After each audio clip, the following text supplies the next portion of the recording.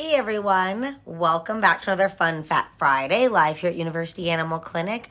I'm Dr. Sam, and today I thought we would talk about something I get asked quite often, and that is eye changes as our pets get older.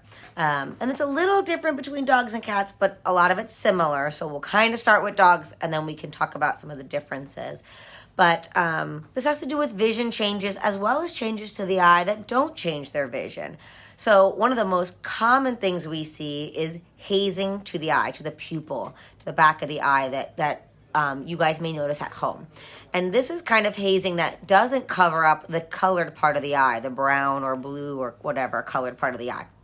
And that hazing is called nuclear sclerosis.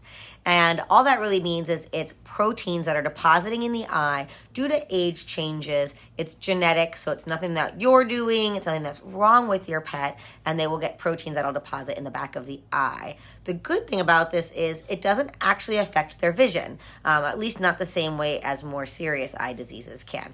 So this nuclear sclerosis can cause some hazing in the eye. So at night, our pets may have some difficulty seeing because of those proteins sitting in there. But during the day, you may notice no changes for them.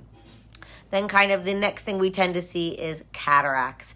And that is an opacification of the lens itself. It will often cover the colored part of the eye, so sometimes you won't be able to see that. And a big change for us is we can't see back into the retina. So I can't see into the back of the eye because of the opacity of that lens, especially when it's a fully mature cataract. This does affect their vision, making it so that they can't see where they're going and essentially making them blind. Our cats can get cataracts, and that can be an age-related change, although it's not as common in them. It is common in our dogs, and there's two main ways they get it. One is a just normal age change. The other is due to diabetes. And unfortunately, in our dogs, almost 100% of canines with diabetes develop cataracts. There's a surgical procedure, just like people, where they emulsify that lens and remove it and put in a new one. And that can be done as long as our pets are safe for anesthesia at the ophthalmologist. And that is an option for you if it's something that you're interested in for your pet's vision. And then there's, of course, just normal age changes to the lens that cause our pets to, over time, go blind. And this is just like people in that our vision changes over time, but our pets can't wear glasses like we can. So they will, over time, have changes in their vision and up to a complete vision loss. And that's normal. Most of our pets surprisingly do really well. By scent and by feel, we generally will recommend for these guys keeping their home as normal as possible, that not moving furniture and things like that, because they will remember where things were and get around that way. And so other eye changes that you may see in both species, but a little bit more common in dogs, is swelling of the eye, and that can be due to glaucoma. They can get glaucoma just like us, and the glaucoma can be primary, where it's just caused because of the genetics of the pet, or secondary to other disease processes that lead to glaucoma. Sometimes changes to the lens of the eye and it slips in the eye and blocks the outlet, and that can also lead to glaucoma. We can check eye pressures on pets here, so that's an easy way for us to find out, and we want to know right away because glaucoma, just like in people, can be quite painful when that eye is large and swollen. Other things are, of course, things like cancer in the eye and behind the eye, and so we can also see that.